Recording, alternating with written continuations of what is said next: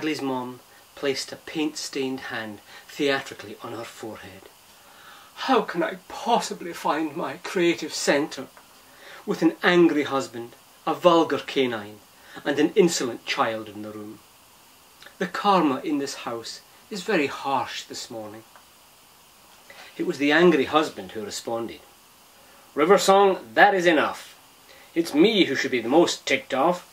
I was just getting started with my pre-Tai Chi meditation ritual when I heard something clattering off the roof next door.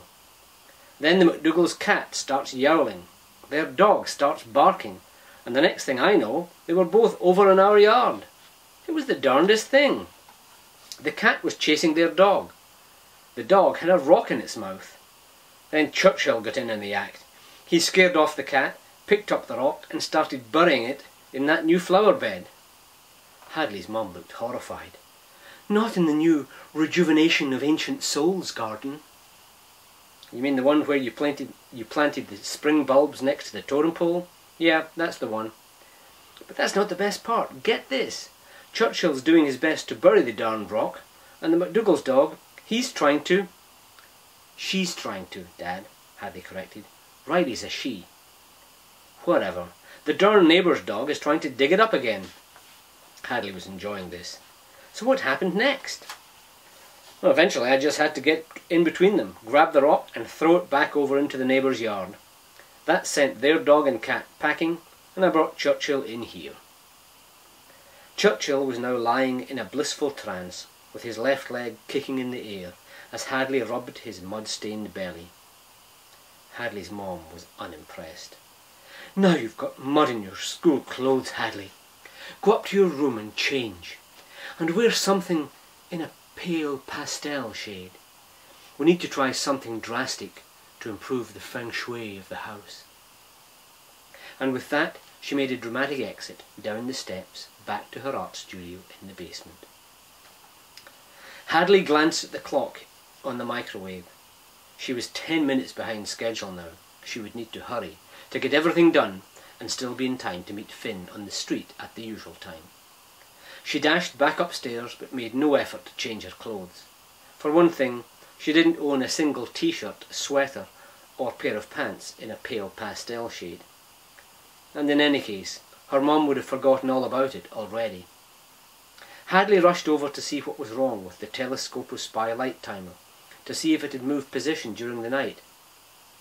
There were 2 notes from Finn fluttering on the line outside her window. The first one said, Disaster.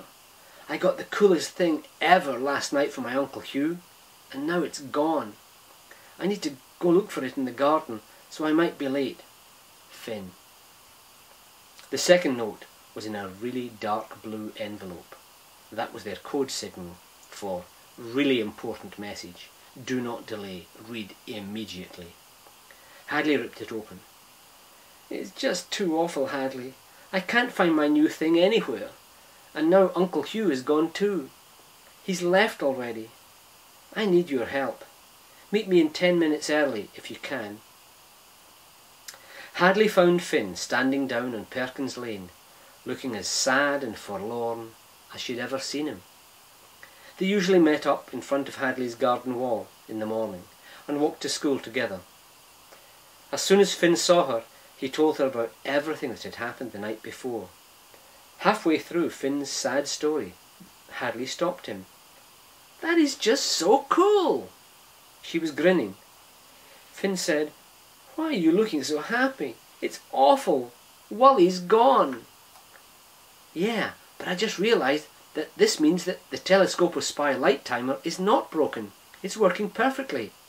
Your light was going off and on a bunch of times after midnight. Well, I'm glad somebody's happy, said a new voice. I'm plain knackered. Hadley looked up. On the wall above her head stood a tiny, wizened old man.